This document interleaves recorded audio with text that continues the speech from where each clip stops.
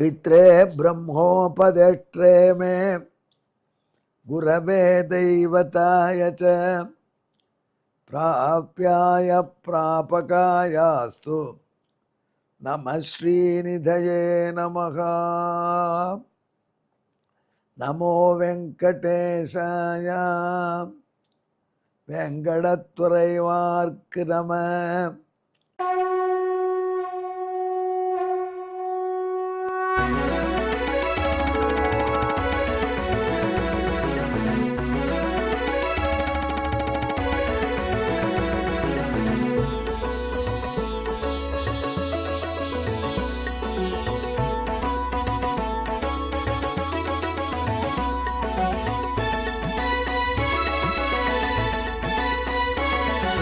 सहस्रनामं सहस्रनामं श्रीवेङ्कटेश सहस्रनामं सहस्रनामं सहस्रनामं श्रीवेङ्कटेश सहस्रनामम्।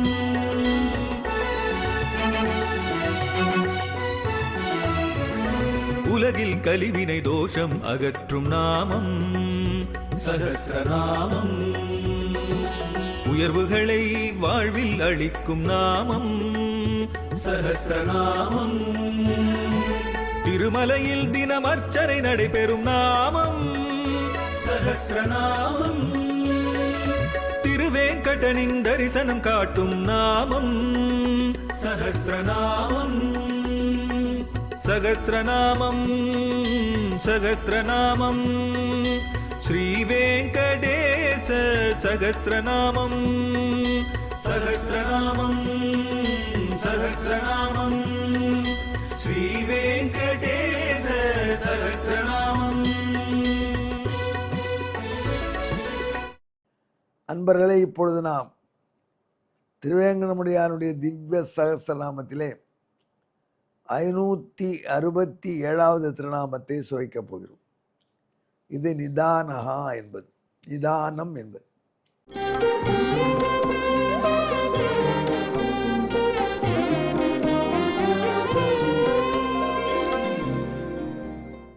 இந்த நிதானம் என்பது சொல்லும் பொழுதுதான் எனக்கு ஒரு வேத வாக்கியம் ஞாபகம் வரும். நிதானவான் பவதி. இந்த எம்பெருமானை பற்றி அவன் நிதானம் என்று யார் தெரிந்து கொள்கிறார்களோ அவர்கள் நிதானம் உடையவர்களாக இருப்பார்கள். சார் கொஞ்சம் நிதானமாக வாங்க, கொஞ்சம் ஸ்லோவாக நடந்து கொள்ளுங்கள், கேர்ஃபுல்லாக இருங்கள்னு அந்த தமிழ் நிதானம் இல்லை. நிதானம் என்றால் எந்த பொருளிலே எல்லாம் வைக்கப்படுகிறதோ நிதானம். வேதம் சொல்கிற இடத்துல மந்திரங்கள் இந்த யாகத்திலே வைக்கப்படுகின்றன. வைக்கப்படுறதுனா அப்ரோப்ரியேட்டாக இருக்குதுன்னு அர்த்தம். மந்திரங்கள் மிக பொருந்தி இருக்கின்றன. இப்படி பொருந்திருக்கின்ற மந்திரங்களை தன்னகத்தை உடையதுனால இந்த யாகத்துக்கே நிதானம் என்று பெயர். யாரொருவர் இதை தெரிந்து கொண்டு வேள்வி செய்கிறார்களோ அவர்கள் நிதானம் உடையவர்களாய், அதாவது பொருத்தமான பொருளை தங்களோடு கூடியவர்களாக இருப்பார். பிள்ளையாண்டானுக்கு பெயர் என்னன்னு கேட்டேன் ஒருத்தட்ட.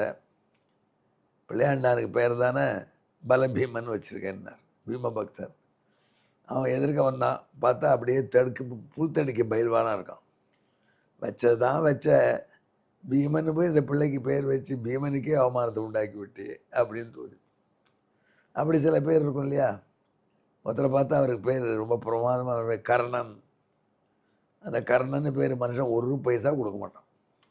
அதனால் அந்த எச்சக்கையால் காக்காயை விரட்டாத கஞ்சனுக்கு கர்ணன்னு பேர் வச்சா யார் அப்ஜெக்ட் பண்ண போகிறாங்க? கர்ணன் ஆச்சா இதில் டக்காட்ஸில் ஏறெடுத்து கர்ணன் இவர் பிள்ளை பெயர்லாம் சொல்லிடுவார். ஆனால் அந்த ஆளுடைய நடவடிக்கையை பார்த்தோன்னே இந்த பேர் எனக்கு பொருந்தலையே, இது நிதானமாக அமையலையேன்னு நினைப்போம். அப்படி நம்ம வாழ்க்கையில் எல்லாம் நிதானமாக நல்லா ஒன்றி இருக்கணும் அப்படின்னா அது திருவேங்கடமுடியானுடைய நிதான மிக திருநாமத்தை தெரிஞ்சுட்டால் தான் வரும். எல்லாம் உனக்கேற்கும் கோலமலர் பாவைக்கு அன்பாகி என் அன்பேயோன்னு ஆழ்வார் பாடுறார். பகவானுக்கேற்ற லக்ஷ்மி தேவி மனைவி. அவன் மார்பிலே லட்சுமி வீட்டில் இருக்காள்னா அவனுக்கேற்ற மனைவி. எம்பெருமானுடைய மார்பு அவ்வளோ குளிர்ச்சியான மார்பம். அந்த மார்பில் லக்ஷ்மி தேவி உட்காண்டிருக்கா. அதை பற்றி நம்மாழ்வார் பாடுறார், அகலகில்லேன் இறையுமென்று அலர்மேல் மங்கை உரை மார்பா. ரொம்ப சிம்பிள் தமிழ் தானே. 1000 ஆண்டுகளுக்கு முன்னாடி பாடியிருக்கார். இன்றைக்கி நமக்கு புரிகிறது. அதான் ஆழ்வாருடைய தனித்தன்மை. ஆழ்வாருக்கு என்ன ஸ்பெஷாலிட்டினா, எத்தனையோ நாளைக்கு முன்னாடி நம்ம பாடின பாட்டு இத்தனை வருடத்துக்கும் நமக்கு சிம்பிளாக புரியும்படியாக பாடியிருக்காங்க இடத்த. இப்போது இதே மற்ற சங்க பாடலாம் எடுத்துக்கலாம், ஒன்றுமே புரியாது உங்களுக்கு. நாம் இன்னும் அதுக்கு ஒரு தனி டிரான்ஸ்லேட்டர், தமிழுக்கு தமிழில் டிரான்ஸ்லேட் பண்ணோம். இப்போது ஆழ்வார் இப்படி பாடுகிறாரே, அப்படிப்பட்ட அலர்மேல் மங்கை அகலகில்லேன்னு அவன் மேலே வந்து உட்கார்றாளாம். இதை விட்டு பிரிஞ்சு என்னால் இருக்க முடியாதுங்கிறாளாம். அதை விளக்கும் பொழுது நம்ம ஆச்சாரியர் சொல்கிறா, தாமரை பூவிலே இருக்கக்கூடிய லக்ஷ்மி தேவி அலர்னா பூ, அகலகில்லேன் என்று அலர்மேல் மங்கை, பூவின் மேல் வீட்டிருக்கக்கூடிய மங்கை உரைகின்ற மார்பை உடையவர். பூ அப்படின்னா உலகத்தில் சாஃப்டஸ்ட் ஐட்டம். நீங்கள் என்ன பூ நாற்கள் உட்காந்துருக்கீங்களா? உட்காந்து ஒரு தடவை பாருங்கள், தெரியும். ரங்கநாதன் கோடை உற்சவம் பண்ணுவாங்க. பெருமாள் மேலே பூக்களால் ஆன ஒரு போர்வையை போற்றி விட்ருவாங்க. சின்ன வயதில் ஸ்ரீரங்கத்தில் உபன்யாசம் பண்ணேன். இந்த பூக்களாலே போகத்துறாங்களே, எப்படி கூலாக இருக்குமோ தெரியலையேன்னு. மறுநாளைக்கு உபன்யாசத்தில் அந்த ஒரு பூவாலான அந்த போர்வை கொண்டு வந்து போத்திட்டாங்க. உடனே ஜலதோஷம், அவ்வளோ கூலாக இருக்கும். அப்படிப்பட்ட தாமரை போலே வீட்டில் இருக்கக்கூடிய லக்ஷ்மி தேவி எவ்வளோ கூலான சீட்டில் உட்காந்துருப்போம். அவள் வந்து ரங்கன் எம்பெருமான் திருவேங்கடம் நாளில் உட்காண்டாளாம். உட்காந்துட்டு அகலகில்லேன் இறையும், ஒரு இறை வினாடி கூட உன்னை விட்டு பிரிய மாட்டேன்னு சொன்னாலாம். உன்னை விட்டு பிரிஞ்சு இருக்க முடியாது என்னாலேன்னு சொன்னாலாம். இதை நம்ம ஆச்சாரியர்கள் விளக்கும்போது எப்படி சொல்கிறா, தாமரை மலர் கொதிக்கின்றது என்று உன் நெஞ்சிலே வந்து உட்கார்ந்தேன். எப்படி இந்த வெயிலை பார்த்தா நானும் சொல்லிட்டு, ஏன் ஊட்டி போயிடுவோமா, எங்கேயாவது கொடைக்கானல் போயிடுமா, ஏன் ஊட்டியில் பங்களாவாக இருக்குது, நமக்கு 4 நாள் அங்கே கெஸ்ட் ஹவுஸ் 2 நாள் 2 நாள் விரட்டி விட்ருவோம். அதுக்கு மேலே காசு கட்டி நம்மளால் இருக்க முடியாது. கொடைக்கானலில் போகலாமான்னா, கொடைக்கானலுக்கு வந்து அழைச்சிட்டு போனோம் நம்ம நண்பர். கணத்து ஜலம் இல்லையேன்னா அதுக்காக ஏரி ஜலம் கொண்டு வந்து கொடுத்து சமையல் பண்ணி சாப்பிட்டோம். எத்தனை நாள் நண்பர் வச்சுட்டு பாரு கொடைக்கானலில். நம்ம மெட்ராஸ் இதெல்லாம் பார்த்தா அப்படியே இங்கே ஓடிடலாம்னு தோன்றும். அது மாதிரி தான் லக்ஷ்மி தேவி தாமரைப்பூங்கிற மெட்ராஸ்லேருந்து மலை மேலே இருக்க மாதிரி மலையப்பனுடைய மார்பில் வந்து உட்காண்டாலும் ஊட்டி ஆகிடுச்சு. லக்ஷ்மி தேவி கேட்டால் இங்கே தான் இருப்பேன், நான் போக மாட்டேன். ஏன்னா ஊட்டியா, தாமரை மலர், அது மெட்ராஸ் மாதிரி இருக்குது.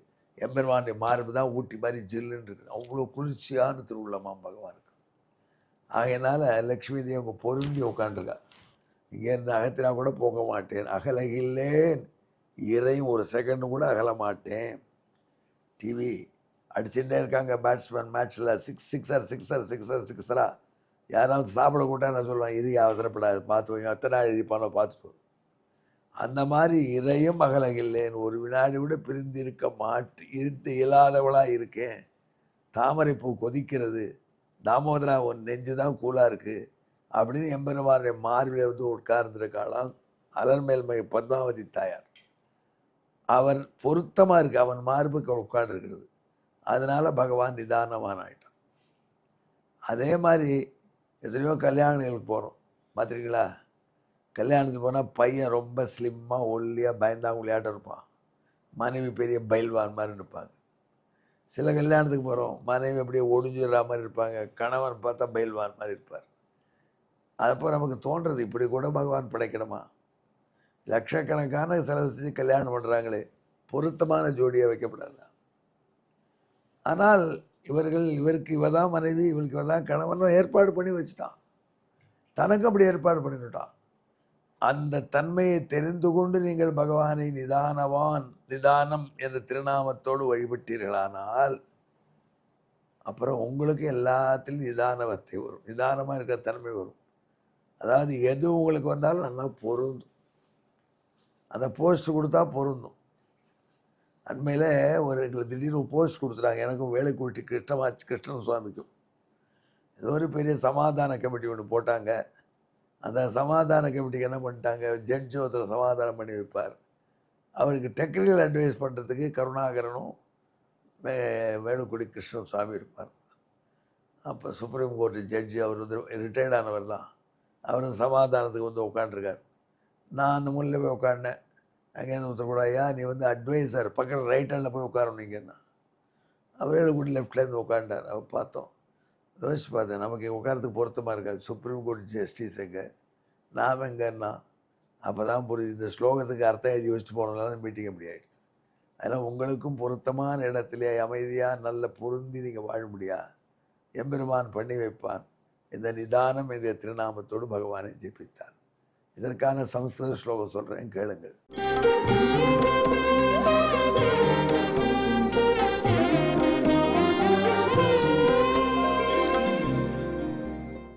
நிதராமஸ்மின் மந்திரகா தீயத்தை திகில நிதான நாமாசு தமிமம் நிதானமேவம் ஞாத்வா பஜதாம் நிதானவத்தா ஸ்யாத்.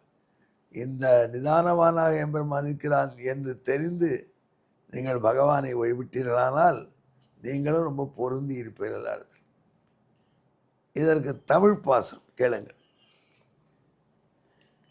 நன்கே இவனில் மந்திரம் வைக்க இயலும் என்பதனால் நிதானம் பகவானாம் எம்பெருமான்.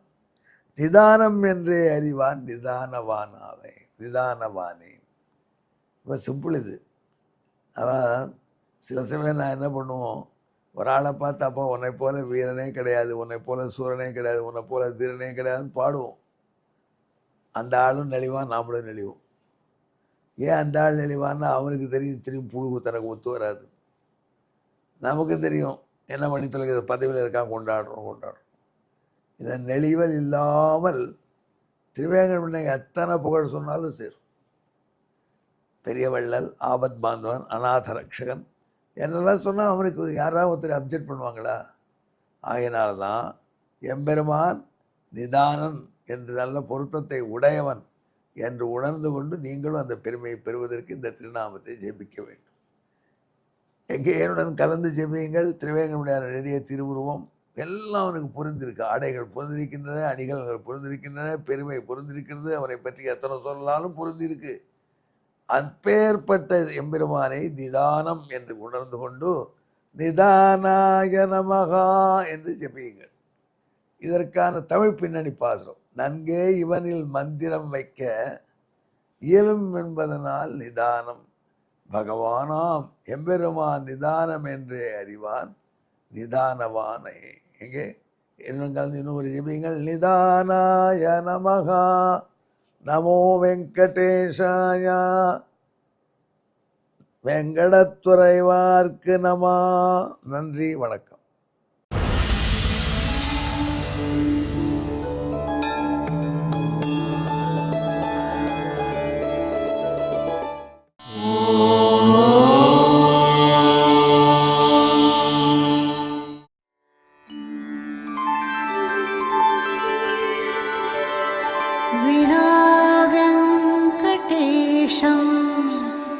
ननाथो ननाथः सदा वेङ्कटेशं स्मरामि स्मरामि. हरे वेङ्कटेश प्रसीद प्रसीद. प्रियं वेङ्कटेश प्रयच्छ प्रयच्छ.